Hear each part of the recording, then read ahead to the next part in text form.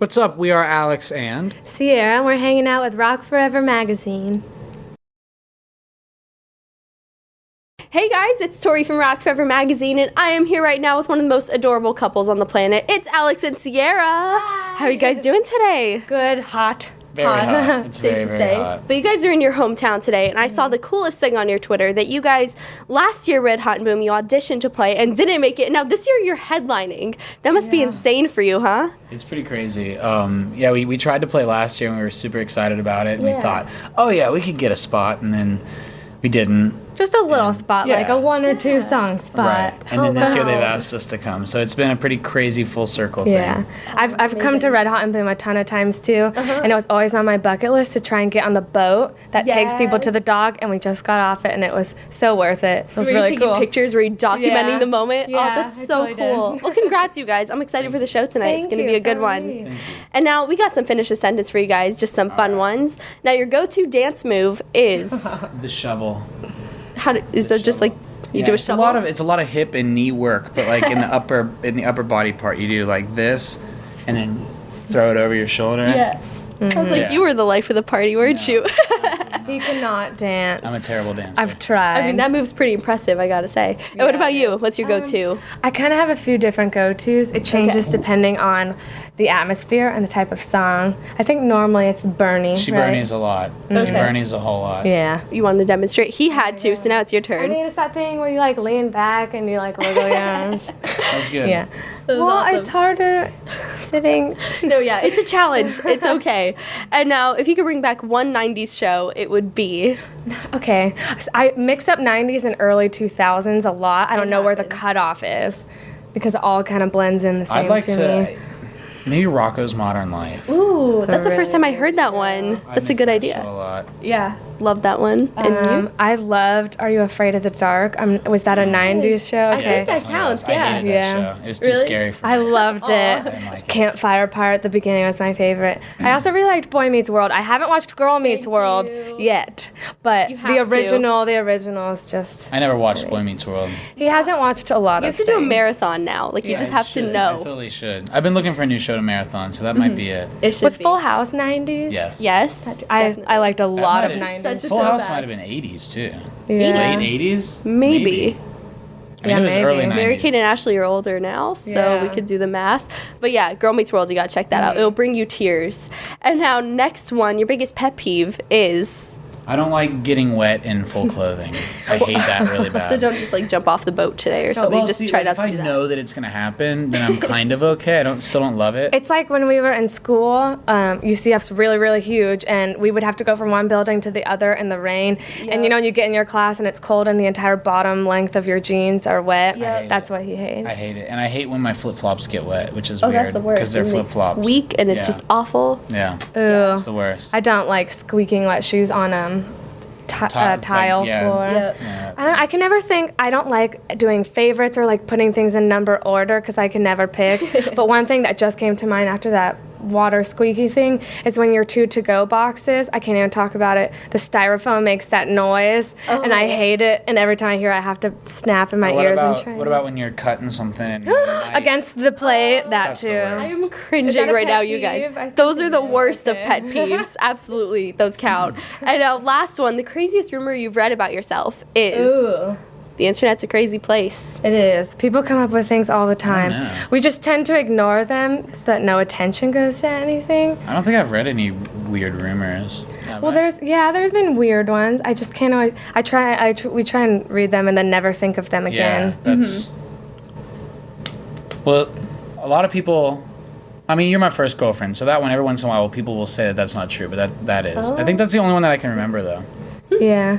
A lot of people are like, oh, I guess a rumor that we met on the show or whatever.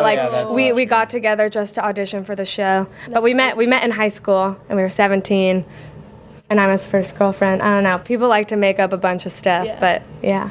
Well, good to clear those up. Fun. Nothing like really exciting. I'm sorry. No, it's good that you ignore them though. That's like the healthy way to go about it. You know what I mean? Yeah. And now I heard a lot of X Factor contestants say that being on the show taught them a lot about the ins and outs of being a musician, you know what I mean? So being on the show, what did you learn and how did it change your perspective of the music industry? Well, I kind of, now that we're in it a little bit more, the show was a completely different beast than afterwards. There was so much TV. Like the music part we were kind of comfortable with. Like we kind of know a little bit about how to make the music work. It's the TV on X Factor. It was the TV aspect that made it really difficult. That was my biggest thing. I think most of what we learned on it, though, was not to the point of like, don't care what people say, but more just like it matters if we're really, really happy and we liked it. So people are going to, that's important. Like, what's that one quote, the Peaches quote? You could be the best peach in the entire world and someone's still not going to like peaches. So, like, no matter what you do, there's going to be people. I don't know. That's just the quote. It'd be like apples or something. Okay, whatever. Well, either way, it doesn't matter what you do. Someone's going to love you. Someone's going to hate you. So if you're happy, then just go for it. That's a great lesson there. I love that quote. But I know some people say that being on X Factor is like 24/7 work. So when you got off the show, was it difficult to adjust to the new lifestyle? Oh, it was Being amazing. Able to sleep was the greatest thing ever. Yeah, not setting our alarms for like 5 in the morning was amazing. And not having to sing all day, every day for 9 weeks was also fun. Like, I like singing, don't get me wrong, but that was a lot of singing. It was a whole lot of singing. And now your lives have changed a lot since you won X Factor. I mean, things have been pretty eventful, to say the least. So what has been the most surreal moment of your career thus far? I think both. Yeah, we back in February, Jason Mraz invited us down to his house for like a couple days, and we got to spend the night over there and go surfing with him. And we got the room with his 2 newborn kittens. I think those 2 days were kind of the most surreal for me, because like we'd be sitting there. I was all good. I handled myself really well, but like we'd be sitting there, and I'd kind of like glance over and there would be his avocado farm in the background and like him playing guitar right in front of me, and I'm like, and his kittens running around and like food everywhere, and it was very much like, what are we doing right now? This is crazy. It was really crazy. It wasn't, I feel like it would have been a little bit less cool if it was super formal, like sit, let's write a song and leave, nice to meet you. No, but we were just hanging out, like we went surfing and he made us smoothies, and it was really encouraging to us because you hear so many rumors about how evil the music industry is and how it can change you, and he's so successful and it's just a normal guy, and we got to experience that in his own home, and it was just really encouraging and super exciting. I mean, good to hear. And speaking of evil music industry, you see a lot of people that, they go into it one person and just come out totally transformed. But what I love about you guys is thinking back to your first audition to now, you've stayed true to yourselves. You're still genuine and relatable, and that's rare to find. So how do you stay true to yourselves in an industry that's just trying to make you someone else? Our families like to make sure that nothing happens to us. They would like to make sure that when we're home, they remind us of exactly who we are. They don't let us get away with anything at all. Like I go golfing and you're not supposed to drive your cart onto the par threes, and I'll do that because I forget. But they make sure, like my mom screams at me every time, and I've tried to use the X Factor thing. I'm like, Mom, come on. We won X Factor. I can drive the golf cart on the par 3. It doesn't work. It doesn't work with anything. I think part of it too is that we're 22 and 23. So not that we're complete adults, but we've done a lot of our growing up without any of this going on, and a lot of kids get into the music industry at like 13. So obviously they're going to be different people by the time they're 22. So I think we're just really lucky we had a completely average, boring, normal childhood. Yeah. Well, it's true. It was, yeah. And so being back home, being with your family today here in Orlando, what has your day been like? How has it been being home again? We love going home. Like last night we had a cookout at his dad's house with both of our families. So that was good. And the band. It's just that kind of stuff, like when we come home. We don't do much. When we come home we sit around a lot, but like we don't just sit around alone. Like we sit around with our families and our friends. So that's my favorite thing to do, is just like not really much of anything. That sounds nice. Yeah, it is. And your song Scarecrow is out now, and this is the first single from your upcoming album, which is very exciting. But since you guys chose this as the first song we're hearing from the album, do you think it's a good representation of the overall theme and style of it? That's why we picked it too, because we have a jazz song, we have a really upbeat song, we have the slow songs that are just stripped piano guitar, and we thought this one just kind of encompassed everything because it had the big chorus but the intimate verses, and the meaning was special to us, and we wrote it, and I don't know, it just kind of happened. Definitely. That's the reason why we chose it, was because we thought that it encompassed the whole album the best. So okay. And a lot of questions came in about the music video, as I'm sure you can imagine. When are we going to get to see that? Because I know you filmed it recently, didn't you? Yeah, we actually can. we have this news week coming up this yeah. week, right? Okay. Yeah. So people will know very soon. They'll actually know soon about when the video's coming out. Okay. Yeah. So. I'm gonna count on that now. Yeah. And are you for able sure. to tell us anything about the concept? I mean, I'm gonna take that as a no. We don't really know how to describe it. I think that it changed a bunch. Yeah, Okay. it's Yeah. definitely taken on some different forms from what we originally had expected it to be. But I think that in general, it just kind of is. I don't know. Described it. I mean, if Yeah. you've heard the song, you could kind of guess. It's descriptive of the song. We're in There's a it. Scarecrow in it. Actually, Am I taking it too literally? a little bit. A little just bit. a wee bit. No scarecrows. There's Okay. a field though. Oh, No scarecrows. okay. Well, we'll just have to wait to see it this week then. Yeah. And so this album is your big debut. It's really the first impression of your original music because from what we've heard right now, it's mostly covers from X Factor. So how are you hoping that your music's going to impact your listeners? You know, our thing really is like, I don't know about having a real meaning and message for anybody else, but if you relate to a song and it makes you happy or it makes you sad or it makes you angry or whatever, it doesn't matter. Like as long as there's some sort of emotional connection with something and it gets you thinking or it gets you feeling or whatever it might be, like that's really all it's about, you know? Like our passion is music. And if with our music we can encourage someone else to follow a passion, whether it's drawing or painting or driving cars, whatever it might be, like to me that would be the ultimate like reward. Thank you. Ultimate reward. Yeah. Yeah. And as you mentioned, you worked with some really great people on this album. John Legend, Martin Johnson, and as you mentioned, Jason Mraz, all amazing people. Yeah. What was it like getting to work with them, and how are the vibes during a writing session with them versus when you were working on your own? I don't know. I think that all three of them have very different vibes in general. Personalities. Like that was the thing is we co-wrote with quite a few different people and we were able to meet and learn from all these amazing songwriters, which was one of my favorite parts of it was just learning how they created. And it's funny because everyone does it differently. Like Jason Mraz, when you're sitting there, we figured out some chords and then like he would just sing for like an hour straight. And then Sierra would kind of go there and she would decipher some of the words that he came up with. And like we sort of would pick things out of what he would say. And then she would sort of sing along with it. And it was very organic and just kind of came from whatever was happening. Martin was Crazy. awesome. He's just like, hey, so yeah, let's do this. We have this idea for a song. How do you feel about this? Let's do that. Let's do this. And it was awesome. It was so great. The energy that he brings into a session, like a lot of people, You could be really tired, and Martin will wake you up in the first. he's like a minute. shot of espresso for everybody. Yeah, but like a lot of times you go into a writing session and it's kind of like, hey man, how's it going? Nice to meet you. Let's see how this works. And you walk in and Martin's like, hey man, nice to meet you. This is gonna be awesome.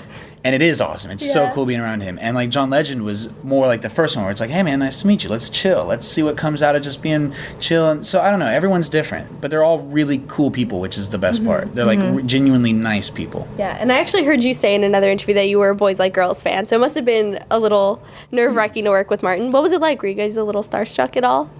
Well, I was. Well, as soon as he walked in, I whispered to Alex, and I was like, I used to wait forever in line to meet him. And without waiting, like, this is, right when we meet him. And Alex is like, yo, Martin, nice to meet you. Sierra's already met you, though. Oh, and it was that's so awkward. but Break the ice. But somehow. see, it wasn't even awkward because Martin's so cool. It was totally fine. Yeah. And I don't know. It was just a really full circle moment, and it was just really cool too that a guy in a group that I liked so much was just as cool as I wanted him to be. Good. Yeah. Yeah, he wasn't like a snob or anything when you Yeah. met him. He was exactly as you hoped he would Yeah. He's a be. great guy. Yeah. And what topics did you guys write about on the album? What sort of stuff inspired you? Us. Yeah, a lot of like our own stories, and then also like any stories that maybe our friends have had, or that just some of the fun. There's one song, that jazz song that she brought up. Like it was fun because we kind of wrote it with a Bonnie and Clyde sort of a theme. So it's like about all of the illegal things that you would do for someone that you care about. And like that's cool because that's not really us. Like we wouldn't go around stealing planes and stuff or cars. I mean, she might, but I wouldn't because I'm a good person. And Wow. Because you can't fly a plane or drive That's a stick part of shift it. car. Okay, all right. Now we're getting into some touchy territory. But it was fun because we were able to take on these personas and characters and kind of like, instead of just writing from Alex and Sierra's point of view, we were writing from like, hey, what would it be like if this was who we were? It was fun. I don't know. We had fun with it, and that was sort of our number one priority. Yeah, not taking it too seriously, writing some deep lyrics. It's cool that you're doing some storytelling on there, though. Yeah. And we got a record number of fan questions from you guys. Thanks to your retweet. I kid you not, took hours to go through everything. So we picked a few, and we're going to answer them. Now, Shauna is asking the biggest goal you want to accomplish. Hi, Shauna. First of all, hello, Shauna. Hi. Thanks for your question. Biggest goal? We don't really have just some super big goal, whether it's like numerical or world tour. I think both of us were super family oriented, and just if we can every day be playing music and be able to support our families and live a comfortable life, that's our ultimate goal, is to be able to do it for as long as we can, whether it's for 10 people or for 100. It doesn't really matter. I think to get to the next album, like, not that we want this one to be over, but we want this one to do well enough that we can do a second one. Yeah. And, just continue on as many times as we can. Absolutely. Yeah. Keep doing what you love, exactly. And so let's say you could play a show anywhere. There's any gig you could perform at. Where would you want to play? There's a place Let's play Talk Goals here. Yeah, there's a place called the Red Rocks Amphitheater. It's so beautiful. I think it's in Google Arizona. Denver. It's in Denver? Thanks, dude. Right, so there's a place called Red Rocks Amphitheater in Denver, and it's like the most beautiful place I've ever seen. I really, really want to play a show there sometime, eventually. Yeah, it's so pretty. You'd agree with that? Anything you want to add to that? Yeah. No? That's the one. Well, let's make that happen one day. Please. And now another question from Kristen asking 5 things you can't live without. 5? My God. 5. Okay. Just 5. I guess I could live without them, but these are also the things I would save if my house was burning. My books, all my stuffed animals. Well, obviously my friends and family encompasses with my animals as well, I think live it's more animals. like things than like people. Though. Okay, well then my books, my stuffed animals. I'm really attached to my VHS tapes, all my Disney VHS tapes. We're going old school now. Yeah. Oh man, I have a ton of trinkets in my room. If you would go in my room, Alex can, support me on that. I have a lot of everything in like, her room. I keep so many, like I don't throw away movie tickets, and like I'll pick flowers and press them. I don't know. Okay, hold on, you start. I have my 3, All and right, my guitar would be number 1 probably. Yeah. I mean, I'd be cool with that. That's it? Yeah. I mean, I'd like to. I love how you are totally opposite right now. Yeah, she got me a St. Christopher necklace that I really like. I mean, if we're on a desert island, is that the case? No, I mean, well, you just said 5 things couldn't live without. Oh, couldn't live without. Okay, I don't know. I mean, I'd like to have my boat. That'd be fun. Yeah, that might be helpful if you were on an island. Right, that's what I was asking, but that might be cheating. So if we're not on a desert island, on my boat. It's just really hard for me because I could live without a lot of things besides my friends and family, but those are. I mean, cell phones might be good, right? No, I would love to live life without a cell phone. I'm impressed. If I could go back to do you remember the Envy phones that like flipped open and you typed on? If I could go back to one of those, that'd be cool. Because then I could just, I'd rather have no phone. Yeah. A landline. I loved talking on those. But I'd rather have not a phone with internet or texting. Maybe just a razor. No, I would just want a texting. landline. I loved those razor phones. What happened? Oh, I guess, or a phone with no texting, no internet, just could make a call if I need. That'd be good. Yeah, I could totally live without a cell phone. I love how seriously you took that question, though. That was great. These are the issues. These are the hot issues that we have to focus on. Getting deep. Sorry we didn't have 5, but thanks for your question. I think we could, cumulatively, we can make 5 somehow. We got 5 between the 2 of us for sure. And now Irene wants to know, what is your idea of a perfect date? Hi, Irene. You might have different answers to this. I'm not so sure. Oh man, I'm really mad I don't have this memorized. It would be 72 on April 25th with a light jacket. No, Miss Congeniality. That was totally the perfect date. 72 degrees would be a great date. It's good outside. temperature. Oh, yeah, it wasn't that. It was not too hot, not too cold. She wasn't saying like on a date. She's saying like the date. Like what would be your perfect date? Like in like May 3rd. No, but she also described it. No, it was the perfect date because she said the day. Right, I think she was talking about the day, like the date. Like what's today's date? I don't know. We've got off topic. Perfect date? But I do like 72 degrees. Food. Yeah. Just anything that has to do with food. Yeah. I like outside too. Like outside picnics or on the boat. Yeah. What kind of food are we talking? Anything. We just got pub subs. Yeah. Because they don't have Publix, like, they don't have it in Anywhere California. except for So every time we come home, we have to get pub subs. Yeah. Yeah. Publix. We'll keep it simple as long as there's food and maybe a picnic. Yeah. It's a good date. Food, picnic, music, maybe a movie. No phones. No phones. Yeah. And last one came from Say My Sierra on Twitter, is her username. She wants to know the story behind the song Little Do You Know, which you performed recently, but it's not out yet. But the story behind that one? You take this one. Well, I mean, that one, if you've listened to the song, you can totally hear the story. That's kind of... It's pretty straightforward. Well, I mean, I don't really... We really want people to be able to relate to the songs and interpret them the way they want to, and not just every time spelling out exactly where we got it from. You know. Speaking of, that's why if you saw the lyric video for Scarecrow, we weren't in it because we didn't want to like create a story behind it that people were locked into. We wanted the first thing that people saw from Scarecrow to just be whatever they wanted it to be. So there you puppets. Which was very cute, by the way. That was a cute video. Thank you. All right. Well, I'll leave that question there. So everybody, it's open to your own interpretation. Yeah. And what are your upcoming plans? I know you're doing Red Han Boom tonight. The album's coming out soon-ish. Soon-ish. What else is coming Hopefully. up? We've got a lot of promo. A lot of like radio visits and things like that, you know, where you go and you meet people and you make new friends and tons of friend making. Yeah. We're kind of just going with the flow.